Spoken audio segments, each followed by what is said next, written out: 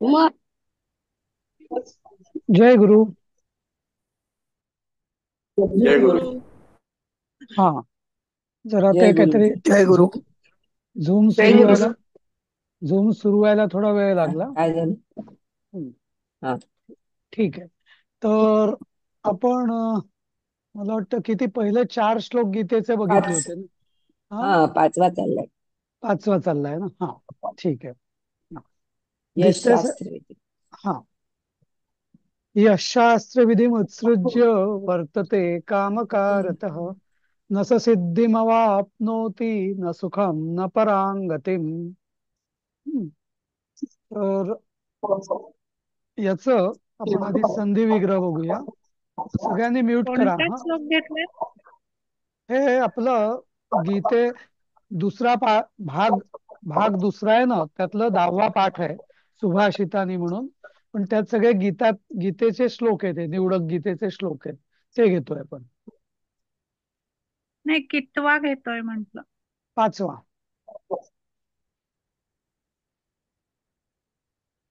पाचवा स्क्रीनवरती दिसत असेल तुम्हाला.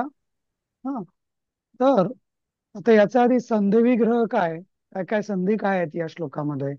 तर शास्त्रविधी मुत्सृज्य, तर शास्त्रविधीम उत्सृज्य असं. हा, शास्त्रविधीम हे द्वितीया एकवचन. हा, म्हणजे शास्त्रविधीला सोडून. हा, नंतर अजून एक संधी आहे दुसऱ्या वाक्यात नस. स म्हणजे सहा, ते मी लिहिली नाही संधी, पण ती सहा म्हणजे सहाच स झालेलं आहे, ती पण संधीच आहे. आणि सिद्धिम अवाप्नोती, तर सिद्धिम अवाप्नोती. म्हणजे त्याला सिद्धिम अवाप्नोती म्हणजे प्राप्त होते, आणि न सहा म्हणजे नाही होत असं. तर याचा आपण अन्वय बघूया काय. मग यह उत्सृज्य म्हणजे काय सर? हा, उत्सृज्य. उत्सृ उत्सृज्य. उत्सृज्य. उत्सृज्य म्हणजे सोडून देणे, सोडून त्याग देणे का? करणे. हम्म, सोडून देणे. हम्म, तर आता याचा अन्वय असा आहे. यहा म्हणजे जो, शास्त्रविधीम. हा, शास्त्रविधी म्हणजे आता शंकराचार्यांनी काय म्हटलेलं आहे त्याचं आपण बघूया. त्याचं शास्त्रविधीम उत्सृज्य म्हणजे शास्त्रविधी सोडून कामकारत म्हणजे कामकारत म्हणजे काय. काम म्हणजे इच्छा, मनाला येईल तसं स्वतःच्या इच्छेनुसार वर्तते, वर्तन करतो किंवा वागतो.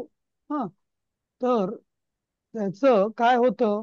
तर सहा म्हणजे तो सिद्धीम न अवाप्नोती, म्हणजे त्याला तो सिद्धी प्राप्त करत नाही. हा, तर सिद्धी म्हणजे काय याचं बघू आपण अर्थ काय. न सुखम न परांगती. हम्म, तर हा झाला अन्वय. आता आपण शब्दार्थ बघू. हा, हेच मी जे सांगितलं ते. ह्या म्हणजे जो मनुष्य शास्त्रविधीम, ही द्वितीय आहे. द्वितीय एकवचन. शास्त्रविधीला उत्सृज्य म्हणजे सोडून, छोडकर. कारता, काम म्हणजे इच्छा, स्वच्छंदाचरण किंवा स्वेच्छाचरण करतो. न सहा म्हणजे तो नाही. सिद्धीम कार्यसिद्धीला अवाप्नोती प्राप्त करत नाही. नंतर परांगतीम किंवा परागती किंवा अत्यंत पलीकडची गती म्हणजे मोक्ष ज्याला म्हणतो आपण. हा, अशा परमगतीला पण तो प्राप्त करत नाही. हम्म. तर आता याचा हा जरा सरळ सरळ शब्दार्थ. हा, तर याचा स्पष्टीकरण बघूया जरा. भगवान श्रीकृष्ण असं सांगतात की कुठलीही गोष्ट करायची, आणि हे जनरल आहे ना, हे विशिष्ट फक्त धार्मिक कार्याकरता किंवा आध्यात्मिक कार्यांसाठी नाही. हे व्यावहारिक गोष्टींमध्ये पण तेवढंच लागू पडतं. पण गीतेचा पूर्ण जो उद्देश आहे तो मनुष्याचा उद्धार असा असल्यामुळे, विशेषतः ज्याला उद्धाराची इच्छा आहे त्यांनी तरी नक्कीच केलं पाहिजे. काय केलं नाही पाहिजे इथे असं म्हणता येईल की शास्त्रविधी सोडून. शास्त्र म्हणजे काय, हे शंकराचार्यांनी सांगितलेलं इथं की सॉरी हा. हा तर शंकराचार्यांनी सांगितलेलं आहे की हं, वेद शास्त्र म्हणजे वेद. हं. तर जो वेद म्हणजे वेद कारण आपल्या सनातन धर्मानुसार वेद हे वेदांमध्ये सगळ्याच योग्य स्पष्टीकरण आहे आणि कुठेही जर एकमेकांना जर विरोध असेल तर वेदांमध्ये जे आहे दिलेलं ते सर्वतोपरी आहे सर्वोपरी. तर शास्त्रात किंवा वेदात सांगितलेल्या विधीनुसार सोडून म्हणजे वेदांचं सांगणं सोडून जो कोणी कामकारत तर कामकारत कारताचं हे दिलेलं की कामप्रयुक्त म्हणजे इच्छेने हा असा कोणी वागेल हा आचरण करेल किंवा तो जे काय करायचं आहे ते आपल्या इच्छेनुसार करेल तर त्याचं काय होईल तर सहा सिद्धीम न अवापनोती त्याला सिद्धी प्राप्त होणार नाही. आता इथं सिद्धी म्हणजे काय तर कुठलंही कार्य कुठलंही काम सिद्ध होणं म्हणजे काय त्याचं फलप्राप्ती. एखाद्याची सिद्धी होते म्हणजे काय ज्या उद्देशाने जे कार्य आपण केलेलं असतं त्या तो उद्देश जर सफल झाला तर त्याला आपण म्हणतो तो सिद्धी झाली त्या कार्याची सिद्धी झाली. इथं सिद्धी म्हणजे ज्या काय आपल्या वेगवेगळ्या ज्याला सिद्धी म्हणतो त्या सिद्धी नव्हे.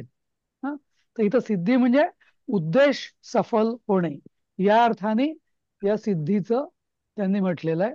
तर त्याला सिद्धी प्राप्त होत नाही आणि एवढंच नव्हे तर कोणी म्हणेल ठीक आहे मला सिद्धी नको मला फळ नकोच आहे मी तर निष्काम करतोय. हा माझी जी उपासना आहे ती निष्काम आहे तर मला फळ नकोच आहे. पण मग इथे भगवान तिथं पुन्हा सांगतात न सुखम म्हणजे त्याला सुख पण मिळणार नाही. म्हणजे सुख म्हणजे काय ती क्रिया किंवा ती उपासना किंवा जो काय धार्मिक कार्य जे आहे त्याच्यातून त्याला आनंद किंवा सुख पण मिळणार नाही. आणि न पराम गतीम आणि एवढंच काय तर परमगती की जी निष्काम उपासनेचं जे फळ आहे की इव्हेंच्युअली म्हणजे योग्य वेळ आली की परामगती म्हणजे मोक्षप्राप्ती होऊ शकते मुक्ती तर ते सुद्धा मिळणार नाही. हे तिन्ही गोष्टी सांगितल्या आहे की तुम्हाला सिद्धी म्हणजे कार्यसिद्धी पण होणार नाही म्हणजे तुमचा उद्देश सफल होणार नाही ना तर तुम्हाला सुख होणार नाही आनंद मिळणार नाही त्यातनं आणि ना तर आपल्याला परमगती मिळेल. हा आता इथे थोडस अजून स्पष्टीकरण आवश्यक आहे म्हणजे नक्की काय जसं तुम्ही विचारलं की शास्त्रविधी उत्सृज्य म्हणजे आणि काय याचं म्हणजे नक्की काय तर भगवान असं सांगतात की कुठलाही विधी करण्याचं म्हणजे उदाहरणार्थ यज्ञ करायचा आहे. तर यज्ञ कसा करायचा याचा विधी वेदांमध्ये दिलेला आहे. तसंच एखाद्याची उपासना समजा उपासना करायची विशिष्ट देवतेची तर त्याचा विधी दिलेला आहे. किंवा धर्माचरण पतिव्रतेचा धर्म गृहिणीचा धर्म गृहस्थाचा धर्म ब्रह्मचार्याचा धर्म तर हे सगळे म्हणजे वेदांमध्ये जे विधी दिलेले आहेत त्या विधीनुसार जसा एखादा जर विद्यार्थी असेल तो म्हणेल नाही शिक्षकांनी नाही शिक्षक काही सांगू मी माझ्या मताने माझ्या पद्धतीने अभ्यास करेल. कोणी जर व्यायाम करणारा असेल खेळाडू तर तो म्हणेल की नाही मी माझ्या कोचचं ऐकणार नाही मी माझ्या पद्धतीने करेल. जे शास्त्रात सांगितलेलं आहे की ट्रेनिंग कसं घ्यावं म्हणजे तर कुठल्याही गोष्टीसाठी म्हणजे व्यावहारिक उदाहरण देतोय मी तिथं तर विशिष्ट पद्धतीने किंवा सायंटिफिक पद्धतीने शास्त्र म्हणजे सायंटिफिक म्हणतो आपण तर सायंटिफिक पद्धतीने जर केलं नाही आणि मनमानी कामकारता म्हणजे मला इच्छेला आज उठलो सकाळी उठलो उद्या 12 वाजता उठलो परवा 4 वाजता उठलो याला काय अर्थ नाही. असं एका विशिष्ट पद्धतीने जर केलं नाही म्हणजे सायंटिफिक पद्धतीने शास्त्रविधीनुसार तर ना तर त्या कार्याची सिद्धी म्हणजे उद्देश सफल होणार नाही आनंद पण मिळणार नाही कारण सगळं भरकटल्यासारखं होईल आणि परामगती म्हणजे निष्काम उपासनेचं सुद्धा फळ प्राप्त होणार नाही.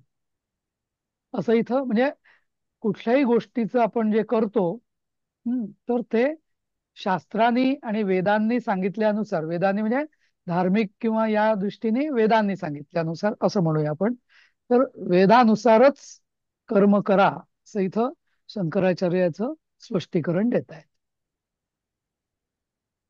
समजलं? सोपा श्लोक आहे हा तसा.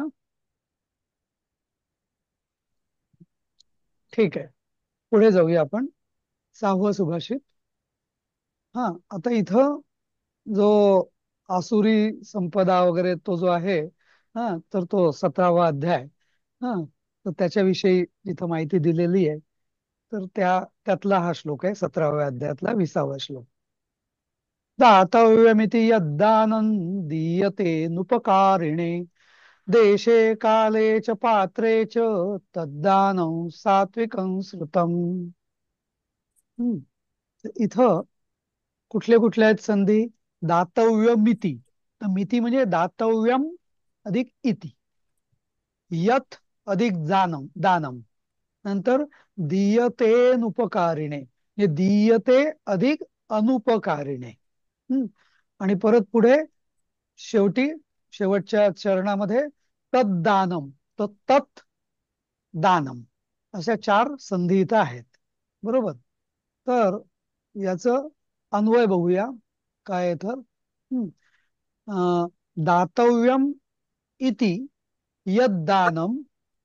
हा, म्हणजे जे देणं आहे किंवा देणं कर्तव्य आहे, असं दान देशेच कालेच पात्रेच अनुपकारिणे दीयते तद्दानम सात्विकम श्रुतम.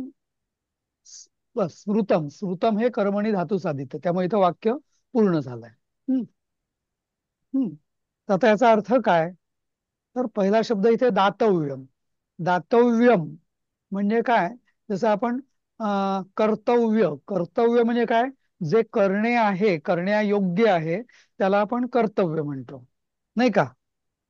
तसं तसं य जो प्रत्यय आहे, तसंच आहे कर्तव्य, दातव्य, किंवा इय प्रत्यय, पठनीय, वाचण्याजोगे, नाही का? तसं. हम्म. तर तसं जे देणं योग्य आहे किंवा जे म्हणजे जे दान करणं किंवा देणं आपली म्हणजे करायला हवे, दोन्ही अर्थाने, त्याला आपण कर्तव्य म्हणतो. हा, असं इति म्हणजे असं, यद दानम, असं जे दान. हा, कुठे? देशे. देशे म्हणजे योग्य ठिकाणी. देश म्हणजे स्थान. हा, देश म्हणजे प्रदेश किंवा स्थान. तर योग्य ठिकाणी, योग्य स्थानी, देशेच नंतर, आणि काले नंतर, योग्य समयी किंवा योग्य वेळेला. हम्म. आणि पात्रे. पात्रे म्हणजे पात्र व्यक्तीला. हम्म. आणि चौथं अनउपकारिणे, म्हणजे मी काहीतरी उपकार करतोय तुला देऊन, देणाऱ्याला मी ज्याला मी देतोय त्याच्यावर मी काही उपकार करतोय अशी भावना नको, म्हणून अनउपकारिणे. अनउपकारिणे म्हणजे मी काही उपकाराची भावना नाहीये त्याच्यामध्ये, माझं कर्तव्य म्हणून मी देतोय. हा, अशा भावनेनी. म्हणजे बघा, पाच पाच कंडिशन्स टाकल्या इथे. काय? एक म्हणजे दातव्यम, म्हणजे मी देणं हे माझं कर्तव्य आहे, या भावनेनी. एक. दुसरं, योग्य ठिकाणी. आता इथं शंकराचार्यांनी धार्मिक दृष्टीने काय असं सांगितलेलं की, कसं योग्य ठिकाणी म्हणजे कसं, की जसं तीर्थक्षेत्रावरती. हम्म. नंतर काले म्हणजे जसं काही काही पर्वण्यांना, संक्रांती किंवा दिवाळीला किंवा अशा म्हणजे योग्य वेळेला. हा, नंतर दे देशे झालं, काले झालं, आणि पात्रे. तर पात्र व्यक्तीला. म्हणजे ज्याला आपण मराठीमध्ये दान हे नेहमी सत्पात्री असावं असं म्हटलं जातं ना. म्हणजे गरजू व्यक्ती आणि ती पात्र पाहिजे, म्हणजे ती म्हणजे तर इथं धार्मिक याच्यामध्ये असं म्हटलेलं की, तुम्हाला दान द्यायचं तर एखाद्या विद्वान विद्वानाला द्या, शास्त्र म्हणजे योग्य व्यक्तीला द्या. उगीच कोणीतरी ज्याला किंमत नाही, ज्याला काही त्याची गरज नाही वगैरे अशा, हे अपात्री दान झालं, कुपात्री दान झालं. हा, आणि 5वं कंडिशन आहे अनउपकारिणे, म्हणजे आणि आपण ते देताना त्यामध्ये उपकाराची भावना नको. तर अशा दानाला, या 5 अटींची जी पूर्तता, जे दान पूर्तता करतं, त्याला सात्विक दान असं स्मृतम, स्मृतम म्हणजे म्हटलं जातं किंवा मानलं जातं. समजलं?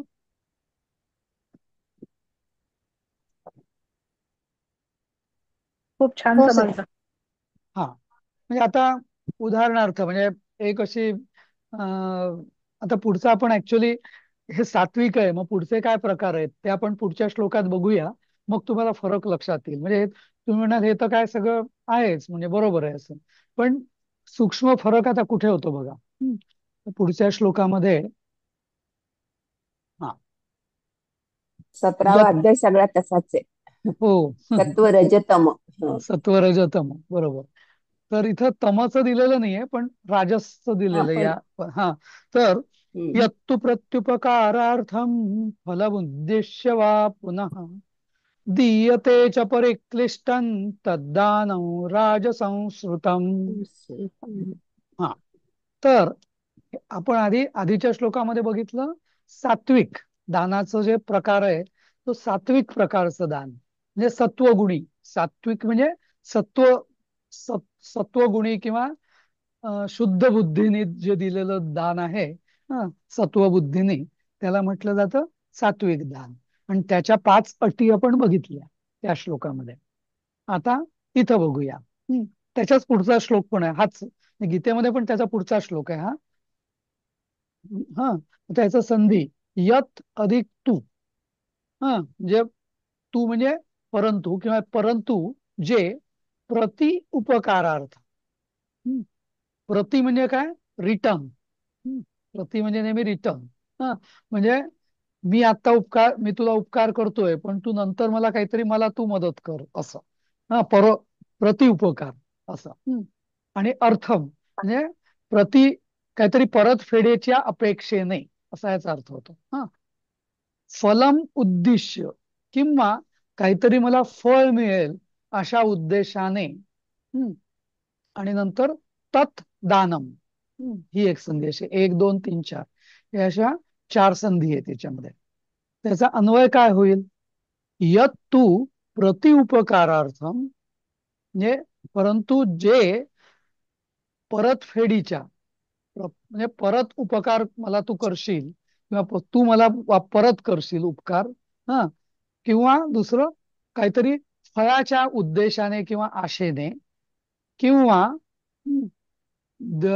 पुन्हा परिक्लिष्टम च दीयते. परिक्लिष्टम म्हणजे क्लिष्ट शब्द म्हणजे क्लेश. आपण एखादं क्लिष्ट म्हणजे काय म्हणतो मराठीत? क्लिष्ट हे खूप क्लिष्ट आहे म्हणजे कठीण आहे, पण कठीण क्लिष्ट शब्दाचा अर्थ कठीण नाहीये. ज्यांनी क्लेश होतात, क्लिश धातूपासून क्लिष्ट क्लेश हे शब्द किचकट आलेले आहेत. असं. हा, किचकट सर, किचकट. नाही, पण तेच त्याचा मूळ संस्कृत जो शब्द आहे तो क्लिश या धातूपासून झालेला आहे. आणि त्याचा अर्थ की ज्यांनी त्रास होतो, ज्यांनी क्लेश होतात, त्याला म्हटलं जातं क्लिष्ट. तर परिक्लिष्टम म्हणजे मला देताना सोडवत नाहीये, पण काय करू, म्हणजे जड अंतःकरणाने ज्याला आपण म्हणतो ना, दुःखी अंतःकरणाने मला द्यायचं नाहीये पण द्यावं लागतंय असं, अशा पद्धतीने दिलेलं दान. म्हणजे मनात नसताना दिलेलं दान. तद्दानम राजसम स्मृतम. अशा अशा प्रकारचं जे दान केलं जातं मनात इच्छा नसताना, किंवा काहीतरी फळाच्या अपेक्षेने किंवा प्रतिउपकाराच्या अपेक्षेने, असं जे दान दिलं जातं तर त्याला राजस दान म्हटलं जातं. राजस म्हणजे काय? की चांगली म्हणजे सत्व रजतम याच्यात काय फरक आहे? सत्व म्हणजे निष्काम भावना किंवा परतफेडीची भावना नाही, शुद्ध बुद्धी. राजस म्हणजे काय? की रजोगुण, जिथं रजोगुण प्रभावी असतो अशी अशी कुठल्याही कृतीला राजस कृती म्हटलं. म्हणजे काय? आपल्याला वाटतं राजस म्हणजे राजेशाही, तो अर्थ चुकीचा आहे. राजस म्हणजे रजोगुण. तर रजोगुण म्हणजे काय? भोगाची प्रवृत्ती. रजोगुण म्हणजे काय? काहीतरी म्हणजे भोग, म्हणजे काहीतरी मी देतोय तर मला त्याचं परत फेड होईल, काहीतरी फळ मिळेल, म्हणजे काहीतरी भोगाची वृत्ती जी असेल तर तेव्हा अशी जेव्हा वृत्ती असते आपली तेव्हा आपल्यावर रजोगुण प्रभावी असतो आपल्यामध्ये, असं असतं. तर तर अशा दानाला राजस दान असं म्हटलं जातं. हम्म.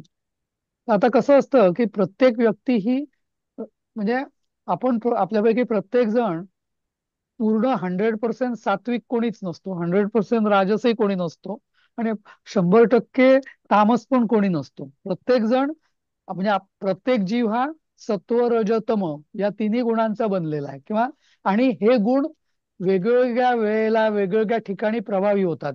कधी कधी आपण सात्विक विचार करतो, कधी कधी राजस विचार करतो, म्हणजे जिथं चांगली कृती करतो. राजस म्हणजे काय, चांगली कृती करणं पण काहीतरी सकाम भावनेने करणं, त्याला म्हणतात, किंवा इच्छेने करणं, त्याला म्हटलं जातं राजस प्रवृत्ती. आणि याच्यात दिलेलं नाहीये, पण तमोगुण म्हणजे काय, दुष्टबुद्धी, त्रास द्यायचा आहे, किंवा काहीतरी हे मत्सर हेवा वगैरे वगैरे अशा दुष्टबुद्धीने जे काय काम केलं जातं, हा, उन्मत्त होऊन वगैरे, तर त्याला म्हणतात तामस बुद्धी. ते पण आहे त्या प्रकारचे दान, पण आपल्या सुभाषितामध्ये नाहीये. तर आता जसं एक मी आता उदाहरण देईन तुम्हाला, की अं एखाद्याने काहीतरी म्हणजे आता आपण जसं उदाहरण देतो मी, की ते एटीजी मध्ये देणगी दिली जाते, बरोबर. तर काही जण एटीजी मध्ये देणगी देतात, तर देणगी देतात, पण त्यांची अपेक्षा असते इन्कम टॅक्सचा जो एटीजी क्लॉज आहे त्याच्यामध्ये अंडर, बरोबर. पण मग मला इन्कम टॅक्स मध्ये रिबेट मिळावा, बरोबर. म्हणजे ही अपेक्षा झाली, काहीतरी मला फळ मिळालं मिळालं किंवा किंवा मी तुला आत्ता मदत करतोय, पण नंतर तू माझ्या घरी येऊन माझी मदत कर, माझ्या मुलाला नोकरीला लाव, किंवा असं माझं काहीतरी हे काम करून दे. अशा प्रकारचं जे दान असतं त्याला प्रतिउपकार, म्हणजे काहीतरी मी तुला मदत करतोय, पण तू मला त्याचं काहीतरी परतफेड कर या ना त्या रूपाने. असं म्हणजे जसं आपण अगदी मोलकरणीला पण आपण काहीतरी तिला पैसे तर द्यायचे, पण तिला सांगायचं ठीक आहे आता तू 4 दिवस माझ्याकडे जरा जास्त काम कर, म्हणजे तर ते दान राजस आहे, ते सात्विक म्हणता येणार नाही. असं, हा, म्हणजे अगदी चुकीचं नाही आहे ते, पण ते सात्विक दानापेक्षा कमी दर्जाचं दान आहे. हा, आणि तिसरं, मला इच्छा नाहीये, एखादी वस्तू सोडवत नाहीये, पण तरी मला काय वेळ आली, कोणीतरी मागितली, पण नाही म्हणायचं म्हणवत नाही मला म्हणून मी देतोय, असं, किंवा परिस्थिती अशी आली की मला देणं भाग आहे, तर अशा दानाला राजस दान म्हणतात. समजलं आता सात्विक आणि राजस म्हटलं. आता जसं कोणी कोणी आता देणगी देतात, बरोबर, एखाद्या पण मग ते म्हणतात नाही, माझं नाव लावा हॉस्पिटलला किंवा शाळेला किंवा कुठल्याही संस्थेला, माझी पाटी लावा वगैरे वगैरे, म्हणजे थोडीफार त्यांचं अपेक्षा असते की माझं नाव व्हावं, माझी कीर्ती व्हावी, लोकांनी माझं कौतुक करावं, असं. तर ती सुद्धा एक अपेक्षा आहे, नाही का, असं. पण काही काही जण गुप्तदान देतात, ते म्हणतात नाही, माझं का कोणाला सांगू नका तुम्ही. तर कारण का, त्यांचा भाव असतो तो सात्विक असतो, त्यांना त्याची प्रसिद्धीची पण लालसा नसते, असं. तर ते झालं सात्विक दान, नाही का. तर समजलंय राजस दान आणि सात्विक दानामधला फरक. हो सर, हो, खूप छान समजलं. हा, खूप छान सांगितलं तुम्ही. ठीक आहे. तर याचे ते शंकराचार्यांचं संस्कृत मध्ये त्याचं मी दिलेलं आहे. हा, हा, आता, हा, आता एकदम याने क्रमामध्ये एकदम 18व्या अध्यायातला श्लोक घेतलेला आहे. त्याज्यम दोषवदित्येके कर्म प्राहुर्मनीषिणः यज्ञदान तपः कर्म न त्याज्यमिति चापरे. तर याच्यात काय काय संधी आहेत, दोषवत अधिक अति अधिक एके, हे 3 शब्द मिळून दोषवदित्येके असा एकच शब्द झालेला आहे. नंतर प्राहुर्मनीषिणः, तो विसर्गाचा रफार झालाय, प्राहुर्मनीषिणः, हे झालं पहिल्या ओळीतलं. दुसऱ्या याच्यात त्याज्यमिती, तर त्याज्यम इति, आणि चापरेच च अधिक अपरे, अशा 4 संधी आहेत या श्लोकामध्ये. हा, तर याचा अन्वय काय, तर एके मनीषिणः दोषवत कर्म त्याज्यम इति प्राहुः. एके मनीषिणः म्हणजे एका प्रकारचे, एके म्हणजे एका प्रकारचे, एके हे एकच अनेक वचन आहे, बहुवचन आहे ना. मनीषिणः, मनीषींचं अनेक वचन, बहुवचन मनीषिणः. दोषवत कर्म त्याज्यम इति प्राहु असे म्हणतात. असं म्हटलेलं आहे. भूतकाळ आहे तो. असं म्हणजे कर्म दोषवत हे त्याज्य आहे असं. आणि अपरे, अपरे म्हणजे इतर, अपरे म्हणजे इतर विद्वान, यज्ञ दान तप कर्म च न त्याज्य इति. तर आता याचा आपण शब्दार्थ बघूया. आता एके मनीषिणः जे एका प्रकारचे विद्वान, दोषवत कर्म त्याज्यम म्हणजे कर्म हे सगळीच कर्म ही दोषवत आहेत म्हणून ती त्याज्य आहेत, इति प्राहुः असे म्हणतात. अपरे म्हणजे अन्य किंवा इतर विद्वान, यज्ञ दान तप कर्मच म्हणजे यज्ञ अधिक दान अधिक तप या 3 प्रकारची कर्म त्याज्य नाहीत असे म्हणतात. असा हा गीतेतला श्लोक आहे. तर याचा आता स्पष्टीकरण देतो मी. तर एका प्रकारचे जे मनीषिण म्हणजे काय की मन म्हणजे मनी आपल्या याच्यामध्ये मन म्हणजे जे विद्वान लोक असतात ना, अत्यंत ज्ञानी आणि विद्वान, तर त्यांच्या म्हणजे पूर्णपणे ते स्वतंत्र विचार करणारे असतात आणि ज्ञानी असतात. तर म्हणून त्यांना मनीषीन असं म्हटलं जातं. मनीष किंवा मनीषा हे जे नाव आहे ते त्याच्यावरूनच आलेलं आहे. की मनीषा किंवा मनीष म्हणजे काय, जो म्हणजे ज्याची म्हणजे ज्याचं जे मनात जो इच्छा करतो ती अगदी पूर्ण त्याची स्वतंत्र बुद्धीने तो विचार करतो असा म्हणजे ज्ञानी. तर काही प्रकारचे विद्वान म्हणतात की सगळी कर्म ही दोषयुक्तच आहे. पण हा विशेषतः हा जो विचार आहे तो म्हणजे शंकराचार्यांनी मग याचं स्पष्टीकरण दिलेलं आहे की जो सांख्य योग आहे ना, योग नाही, सांख्य मार्ग जो आहे ना, की ज्याच्यामध्ये सांगितलेलं आहे की जो ज्ञानी लोकांसाठी आहे, तेच ते पालन करू शकतात सांख्य मार्गाचा. तर त्या मार्गामध्ये सगळी कर्म ही दोषवत आहेत, कारण काहीतरी कर्म केलं की त्याची वासना होईल, त्या वासनेचं परत म्हणजे आपल्याला ती बाधक ठरेल अशा पद्धतीचं. म्हणून त्यांनी त्या मार्गात उपदेश केलेला असतो की तुम्ही संन्यासच घ्या असं. आणि म्हणून त्या मार्गामध्ये म्हणून जे संन्यासी असतात तर ते गावाच्या बाहेर राहतात किंवा म्हणजे संसाराशी किंवा जगाशी कमीत कमी संपर्क ठेवतात. अगदी फक्त म्हणजे 4-5 घरी भिक्षा मागून तेवढ्या पुरता त्यांचा लोकांशी संबंध असतो, नाहीतर संबंधच नसतो. तर त्यांचं म्हणणं असतं की किंवा त्यांच्या विचाराने किंवा त्या मार्गात सगळी कर्म ही दोषपूर्ण आहेत आणि म्हणून त्याज्य आहे. पण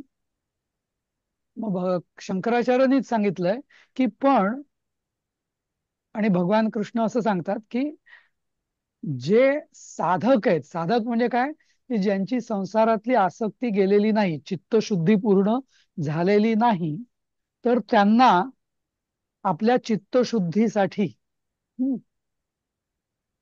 यज्ञ दान आणि तप ही कर्म त्याज्य नाहीत.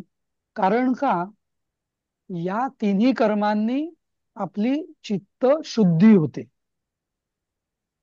कारण पूर्ण गीतेचा जर आपण असं इंटिग्रेटेड अर्थ जर बघितला ना, तर त्यात गीतेमध्ये असं म्हटलेलं आहे की मुक्ती किंवा कैवल्य जे आहे तर ते ज्ञानानेच प्राप्त होईल. आणि ज्ञान म्हणजे मुक्ती ज्ञानानेच मिळेल, यात काही शंका नाही. हे शंकराचार्यांचं मत सांगतोय मी. तर पण त्याचबरोबर शंकराचार्यांच्या याच्यानुसार असं म्हटलेलं आहे की अगदी फक्त ज्ञानी आणि फक्त ज्ञानध्यान हे सामान्य माणसाला किंवा अज्ञ लोकांना शक्य नाही. कारण त्यांची देहभाव जो आहे तो त्यांचा गेलेला नाही, आसक्ती गेलेली नाही. त्यामुळे देहात्मभाव जाणं आणि आसक्ती जाणं याच्याकरता त्यांना किंवा ज्याला आपण अध्यात्मामध्ये साधन चतुष्टय असं म्हटलेलं आहे, बरोबर. नित्यानित्य विवेक वगैरे, शमदमादी संपत्ती वगैरे ते जे आहे, तर ते साधन चतुष्टय मिळाल्याशिवाय तुम्ही त्या ज्ञानमार्गाचे अधिकारी होऊ शकत नाही. म्हणून अशा लोकांना, म्हणजे की ज्यांची चित्तशुद्धी झालेली नाही, तर तर तो ज्ञानमार्गाचा अधिकारी होण्यासाठी काय करावं, तर ही 3 कर्म आपल्या सगळ्यांनी करणं अपेक्षित आहे. तरच आपली चित्तशुद्धी होईल. कारण चित्तशुद्धी झाली तरच तो जो ज्ञानाचा प्रकाश आहे तो आपल्याला समजेल. नाही तर कोणी कितीही शिकवलं ज्ञान तरी आपल्याला ते अनुभवता येणार नाही, कारण आपली चित्तशुद्धीच झालेली नाही. म्हणून चित्तशुद्धी होण्यासाठी ही 3 कर्म आवश्यक आहे, आणि म्हणून ही 3 कर्म त्याज्य नाही. आता हे यज्ञ म्हणजे काय, तर यज यज या धातूपासून यजते यजती याच्यापासून यज्ञ हा शब्द तयार झालाय. तर यज्ञामध्ये मुख्य भावना अशी असते की त्याग, म्हणजे दानाच्याही वरची पातळी जी असते, त्याग हा जो आहे हा ज्ञानाच्याही दानाच्याही वरच्या पातळीचा त्याग. हम्म तर यज्ञामध्ये म्हणजे आपल्याला वाटतं नुसतं यज्ञ म्हणजे काय, आपल्या अग्नी लावाय म्हणजे अग्नी पेटवायचा आणि त्याच्यामध्ये आहुती द्यायची, असं नाही. तर यज्ञ, आणि गीतेमध्ये वेगवेगळ्या प्रकारचे यज्ञ सांगितलेले आहेत, पण त्या सगळ्या यज्ञांमध्ये जे एक समान भाव आहे तो असा आहे की त्याग भावना, निष्काम आणि त्याग, दान नव्हे, दानापेक्षा ही वरची भावना, सात्विक दानापेक्षा ही वरची भावना, त्याला म्हटलं जातं त्याग. सात्विक दानामध्ये तरी त्याचं स्मृती राहते, पण त्यागामध्ये मी विसरून जातो, त्याग केलेला दुसऱ्या क्षणी माझ्या लक्षात राहत नाही किंवा मी ठेवत नाही असं. म्हणजे स्मृती पण राहत नाही काही त्याग केल्याची, त्याला म्हणतात त्याग. हा तर यज्ञामध्ये त्याग भावनेचं प्रकटीकरण आणि त्याचं पोषण, दानामध्ये